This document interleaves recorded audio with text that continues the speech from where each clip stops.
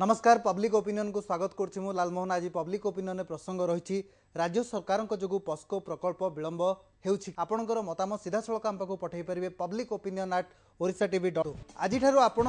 मतामत को फेसबुक एवं ट्विटर माध्यम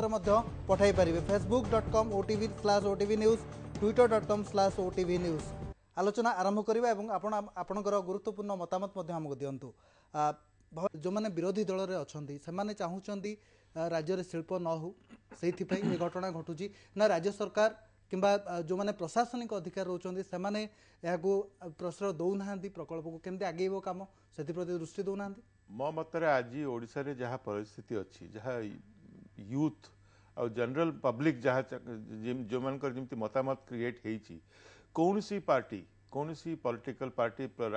विपक्ष हो कि कोठे हो से माने ये कहि परिबेनी कि जे आमे राज्य रे इंडस्ट्रियलाइजेशन और शिल्प को विरोध करूँ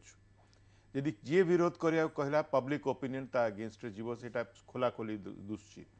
किंतु समस्ते चाहूचंती जे कौन सी प्रकार दुर्घटना भी न हो आम शिल्प हो किंतु साइमल्टेनियसली स्थानीय लोकों को कथा मध्यम बुझा जाओ किंतु आउ गोटे बहुत बड़ जिनस हो कि राज्य सरकार को जो जतक लोकों मतरे डाउट अच्छी सब ए विषय कि पानी सरीज कि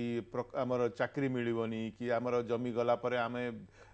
आमर दुर्भिक्ष हो से सब जो मिसअंडरस्टैंडिंग को रिमूव करने आउ किसी एग्रेसिव स्टैंड नवा को दर्शक आम सहित अच्छा कौन रही मत प्रसंग में आपण मत रखु एटा एक्चुअली स्थानीय लोक मानकर सहित प्रशासन ठीक भाव तालमेल रही पार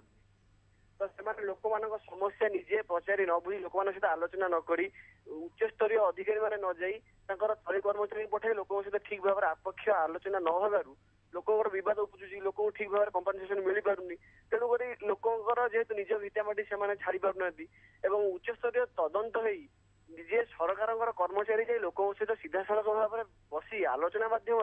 यदि किसी करें ताले समस्यार समाधान हो पारे सरकार संपूर्ण रूप दायी।